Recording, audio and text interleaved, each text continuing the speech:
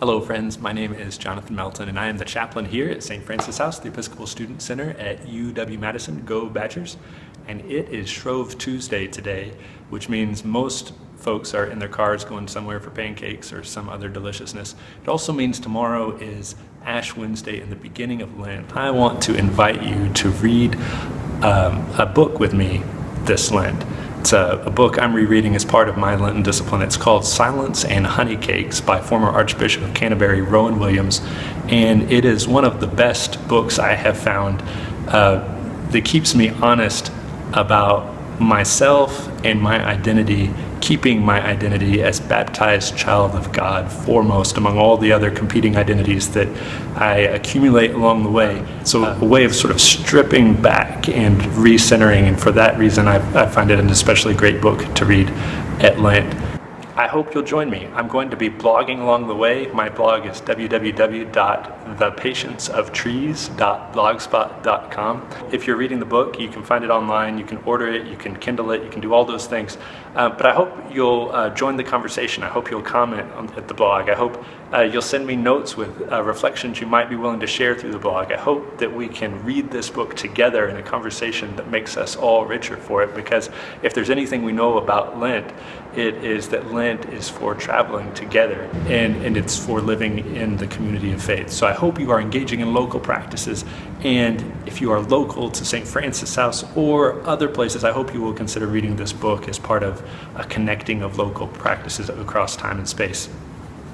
Finally then, I just want to read today a brief, maybe extended passage from the book that gives you a sense for what I appreciate about it, and offering it as a centering thought as we get ready to begin this holy season of Lent. The church is a community that exists because something has happened which makes the entire process of self-justification irrelevant. God's truth and God's mercy have appeared in concrete form in Jesus, and in his death and resurrection have worked the transformation that only God can perform, and told us what only God can tell us, that he has already dealt with the dreaded consequences of our failure, so that we need not labor anxiously to save ourselves and put ourselves right with God.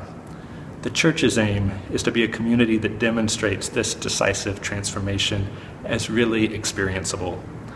One of the chief sources of the anxiety from which the gospel delivers us is the need to protect my picture of myself as right and good.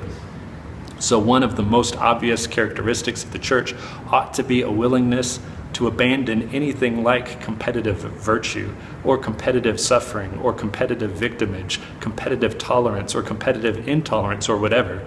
The church points to the all-sufficiency of Christ when it is full of people whose concern is not to separate others from the hope of reconciliation in life by their fears and obsessions. A healthy church is one in which we seek to stay connected with God by seeking to connect others with God, one in which we win God by converting one another, and we convert one another by our truthful awareness of frailty. And a church that is living in such a way is the only church that will have anything different to say to the world. Blessings, friends. Prayers for a good and holy Lent. I ask your prayers too. I pray that from whatever corner of God's church you are sharing this Lent, that your confidence in God's love above all the other things would be restored, and that you would be a blessing to others making this walk with you. Peace.